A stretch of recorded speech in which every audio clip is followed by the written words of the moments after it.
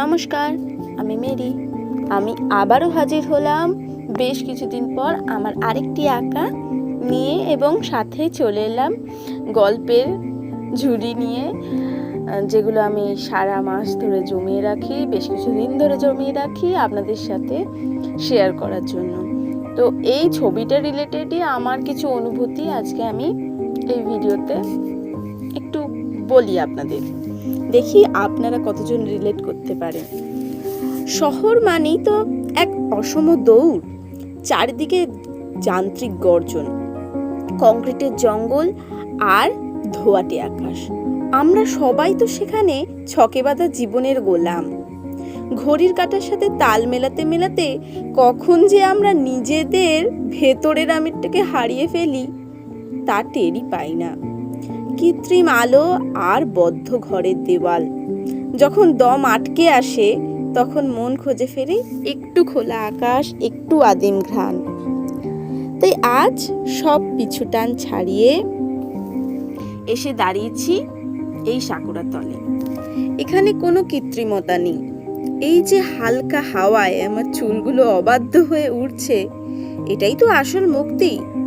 যান্ত্রিকতার লোহার শিকল ভেঙে প্রকৃতির এই স্নিগ্ধ স্পর্শ যখন আমার ত্বক ছুঁয়ে যায়, তখন মনে হয় আমি আবার বেঁচে আছি, বেঁচে উঠছি। চোখ বুঝলে শহরের সব কোলাহল ফিকে হয়ে আসে। তখন কানে বাজে শুধু ঝরে পড়া পাপড়ির মৃদু শব্দ আর বাতাসের একাকী সুর।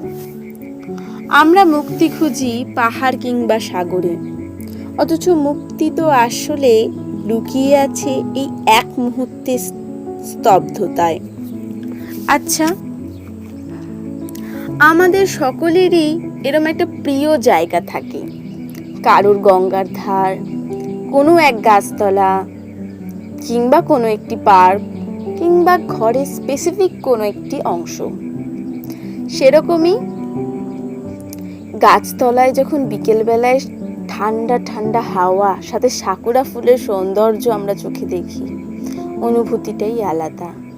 কিছু সময় চুপচাপ বসে থাকতে ভাল লাগে, ভাবতে ভাল লাগে। তেমনই একটি সুন্দর স্নিগ্ধ ছবি এঁকেছি। কেমন লাগছে অবশ্যই কমেন্টে জানাবেন। যাই হোক, ফিরি আমার গল্পে। তো যখন আমি এরকম চোখ বুঝি, তখন আমার সামনে কোনো অফিসের ফাইল থাকে না, কোনো ভবিষ্যতের চিন্তাও আসে না। আসে শুধু এই মুহূর্তে পরম শান্তি। সাকুরার গোলাপি আভা আর মাটির সোঁদা গন্ধে আমি খুঁজে পাই হারানো শৈশব।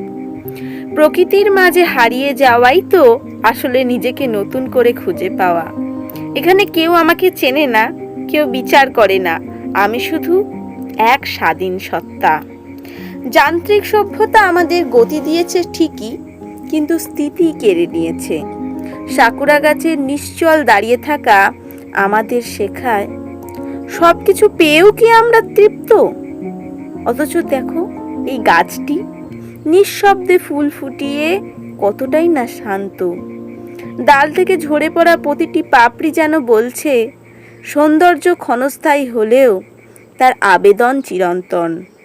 যান্ত্রিকতার এই রুক্ষ মরুভূমিতে প্রকৃতি হলো একমাত্র মরুদ্যান, যেখানে তৃষ্ণার্ত আত্মা একটু জল পায়। এরমই একটা স্নিগ্ধ অনুভূতিকে ছবির মাধ্যমে ফুটিয়ে তুললাম। আপনাদের কেমন লাগছে অবশ্যই কমেন্ট করে জানান। আর এ ধরনের নিত্য নতুন ভিডিও পেতে চ্যানেলটিকে সাবস্ক্রাইব করে রাখুন, এবং পরবর্তীতে আপনারা কী ধরনের ভিডিও চাইছেন সেটাও আমাকে অবশ্যই জানাতে ভুলবেন না। আর এত ধৈর্য ধরে এই ভিডিওটা দেখার জন্য অসংখ্য ধন্যবাদ।